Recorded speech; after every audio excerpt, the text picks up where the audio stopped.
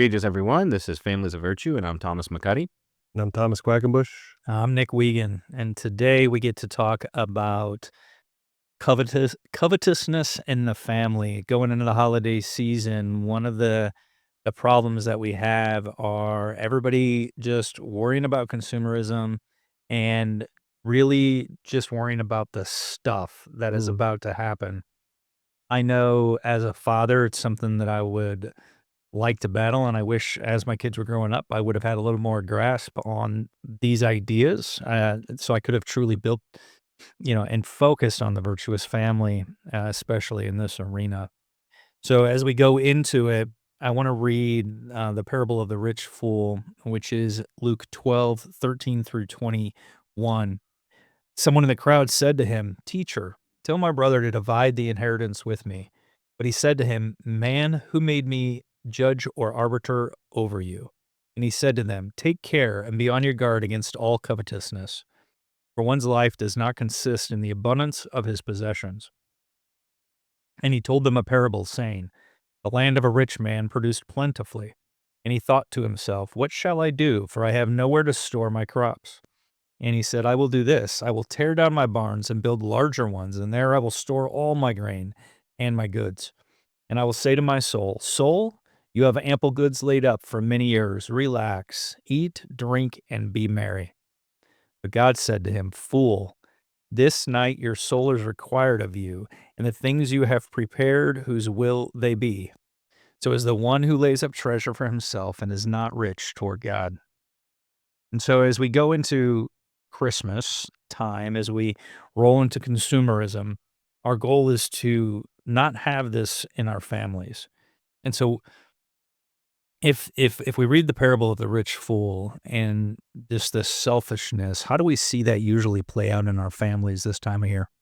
It's going to be the Christmas lists. It's going to be the getting presents. So I actually have a interesting, real quick story with this because in our family we've tried to curb this, and my wife brought this up the other day, where one of the things we've done in our family is we don't focus on giving a bunch of stuff, and for those who know us, we have to travel every Christmas going back home.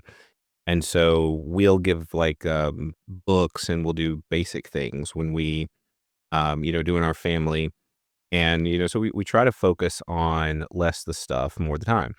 So apparently last year my kids asked me, or asked my wife, why didn't we get anything for Christmas from you and daddy? And we're almost like, you did get things from us, but again, they weren't big things. They weren't the extravagant things. My wife told me about this. I was like, what? Like what's happened? What's happened here? What's going on? And, so my wife is almost concerned, like, should we get them more? And I'm like, no, we should focus more on the relationships, more on the experiences. We need to shift their focus. I think this is a huge indication of what's going wrong, that we did give them things. We did spend this time. We did do these special things, but it's sort of overshadowed with all the other stuff. They have almost this, we try to give them a book flood, and they get a toy flood from the other family members. And I know some of the struggle. My wife says, well, how do we work against this when we've got other family members who that's what they do, and they get this flood? I was like, well, we need to get the family involved, that we've created a mindset, and we make it all about this stuff. And I think that if we're going to be families that have this virtue, and we don't put our hearts in things, then think about it this way. Can you, in a Christmas, would you dare not give gifts and focus on something else? And I think most of us are almost like, that's anathema. We couldn't do that. We can't not get people things. We have a consumerism, a materialism. And I think in the case we worry about that covetousness, like, well, they're going to see their cousins get stuff, and if they don't get things, like, well, why are we doing this? And I think this is the trap we get in. And I'm one of those. I want my family to rage against it. I want to, like, Christmas and this time of the year should not be about stuff. And it may take time. So I'm not saying go cold turkey and just like, let's just not do anything, just have it plain, but shifting that focus and as a family, cultivating the habits where, it doesn't matter if I get the latest, the biggest, the greatest. It's to really shift that to what matters, which would be ultimately Jesus. Like that's the key focus. But to also to walk away saying, I got to spend time with family, that's the greatest gift. We'll say that, but to feel that, Yeah, and actually believe I it. think that's what we need to hunt for. Yep. But do you think so I'm the one sitting at this table that when my kids were little, they made their list, and my goal wasn't to pick one thing, my goal was to fulfill their list and get them everything that they wanted, and I know that's not good in a sense, but I would also say that it didn't spoil them. Mm, They're very well, um, balanced children. Mm. So, do you think that the answer and it's because it sounds like what you're saying, do you think the answer is to fully rage against it and give nothing? Or is there an element of the gifts that we do give? Is there an element that can be good, that sense of charity, can that be good still even during Christmas? Right. So to be clear, I'm not saying, let's go for the minimalistic Christmas where we just don't give anything at all. We enjoy as parents, I enjoy giving gifts to my kids. That is part of the joy. I do enjoy this. But it's not like, can we fulfill that entire list? Right. Can we give the greatest and best thing? Can I be the cooler parent? I think we fall into that trap. So this is why, like I said, that if you haven't seen it on social media, we're one of those. We actually practice called the Yule Book Flood, the Yule Book Flood. It's like a tradition that came out of Scandinavian countries where on Christmas Eve they would give books and chocolate because it was during wartime. And so we looked at this and we're like, well, we're never home at Christmas, so for us this is kind of our Christmas, and my boys love it. They Mm. love getting, and they can even tell you to this day all the books they got for Yellowbocaflot. Like, this is a big thing. And so for a lot of families, I think sometimes they're like, "You just give books?" And I'm like, but again, there's a whole point of the gifts have meaning, like, these are chosen specifically, and we sit and then we do this together. Right. Like, my boys look forward to getting to eat their chocolate, and we sit around, and this is what we do. So it's shifting off of the consumerism, and with the other families, we tell them, "You don't have to flood them with toys."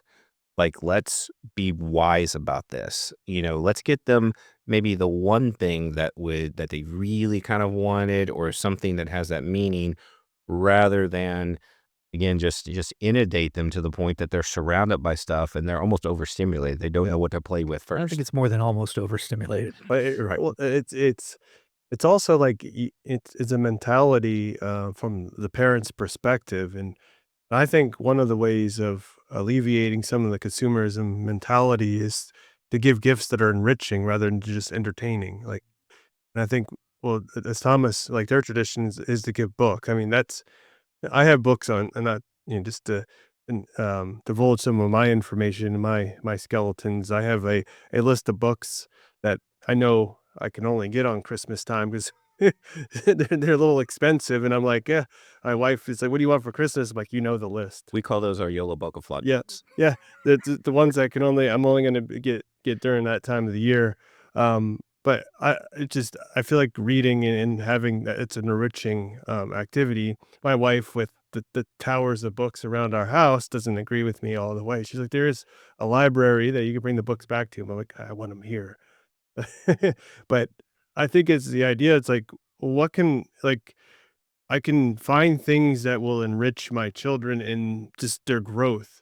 Like my son likes to draw, and one year we got him a pad that kind of connects and you can draw for doing some digital art type stuff on his computer. So I'm like, well, this is a cool addition that we wouldn't think of getting him during the year, but it's like, we wanted to enrich and kind of encourage his gift and what he wants to do, and I think that's one way of doing it.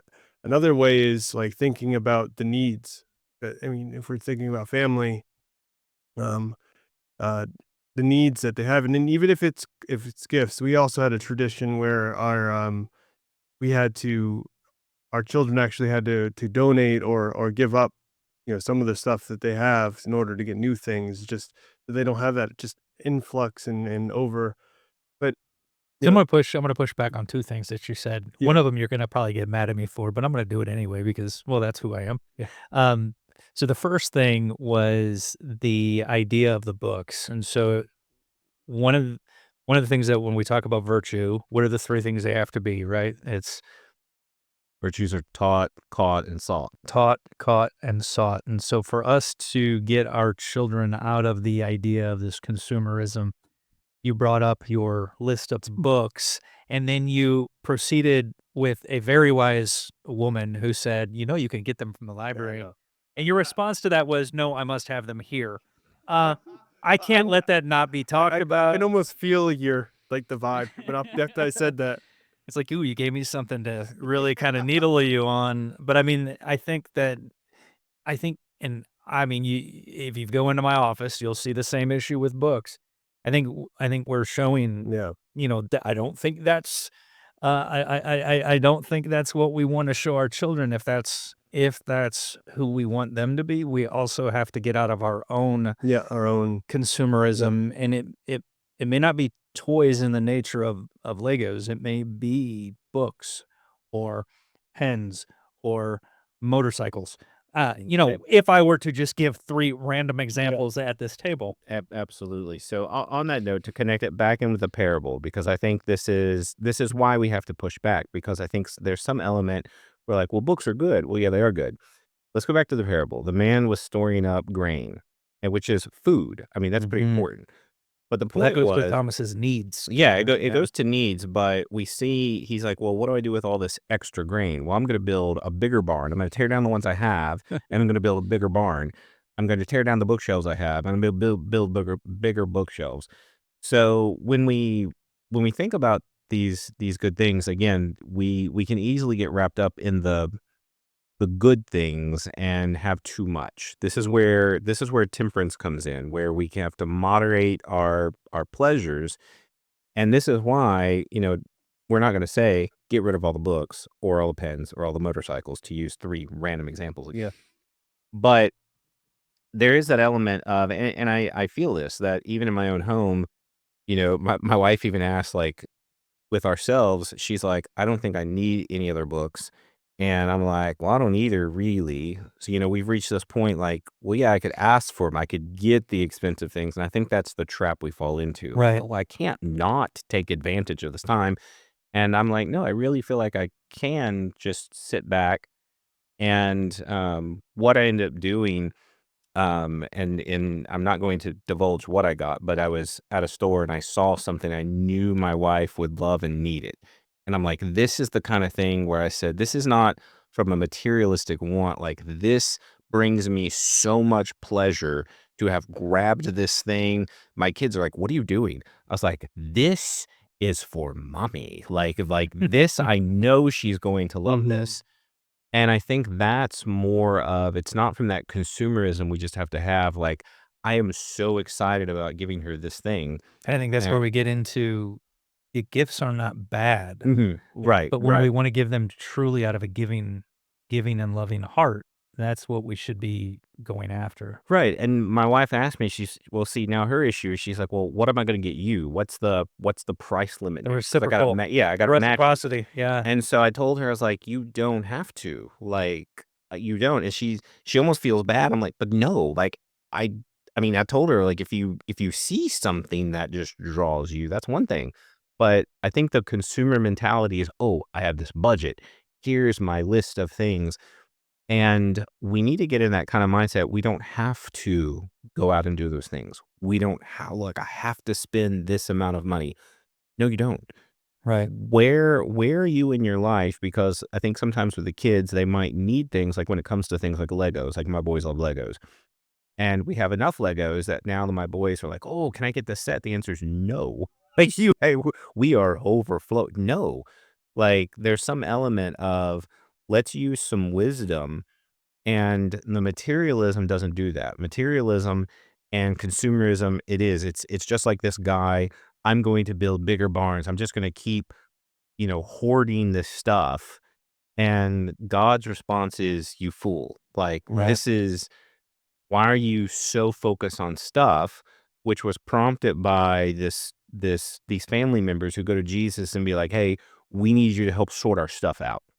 And Jesus is like, why are you coming to me? Why are you like, let me show you the mindset you should have. Yeah. Right. This shouldn't be an issue. Now, the inheritance is important. The family members should divide this up. I mean, you need to do something with it. But because of the consumerism, this stuff created strife Right. during a time when you should not be probably having strife. Yeah, and And and I also think about that with the idea of storing up all that grain and like how it's being consumed. Like the man's like, well, this is gonna be for me. Like this is all mine. Like he doesn't want to give any away. And Like those books you were talking about. First off, I'm feeling attacked because I did just build bigger bookshelves in my office to fit the books. So I'm feeling mildly attacked. we are practitioners of virtue. We For didn't the say that record, we're experts. yeah, for the record. But before you go that direction, one of the things you had mentioned was the budget idea, and I just want to make sure because I like what you said. Is you're not attacking budgets. A budget is actually good, and it shows self-control, it shows prudence, it shows, wisdom. Budget is good on setting a limit of what not to go over so you don't overextend yourself and put yourself in a bind. But the key to what you said is you do not have to spend that much. And so if the budget is $50 per person, you can spend 15 and have that same heart of they are going to love this. So I just want to make sure I didn't Mhm. yeah. gloss over that because that was really, really, really good. But I promised Thomas I was going to push back on two Oh yeah, things, yeah, yeah. and I already pushed back on one. But one of the things that we talk about a lot is doing the right things for the right reasons. Yep. And I have heard of people who do encourage their kids to give something away to someone who may be more in need so that they can get more. So now we get into, are we doing that? So it's almost like encouraging your children to give freely good so they can get something more. Is that still good? And so I know I'm not beating you up. I'm kind of beating you up on this one, Oh, that's all right. but is that the right thing for the right reason? And if it is, just kind of defend it. Well, it's I could see where you're coming from. It is like it's gonna taint their motivation. And well, give charity just so I can get more. I can make room to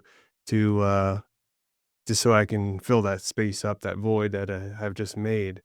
And so in that way, it's and I think it just be idea of and I think going with the parable as well, him storing up all these things and having kind of a selfish attitude about his possessions, and he's just gonna live off his possessions. And I think that same attitude, through doing something like that could, if they looking at it as a contractual or like kind of, like if I do this, I'll get that out of it. It can build that kind of vice in their hearts.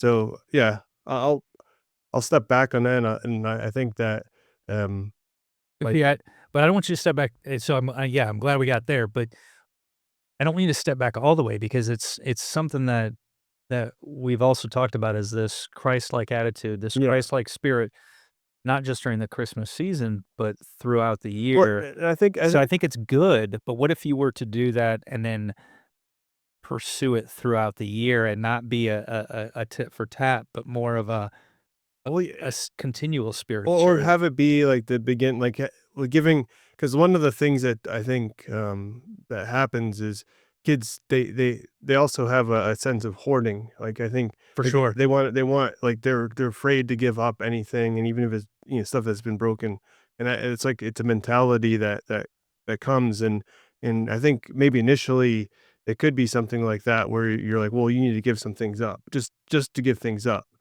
And and maybe moving on beyond that, like, well, you don't like, isn't it just good just to have to be charitable and give from your abundance to, that's what that, like, the man with the, I'm just going to build another barn.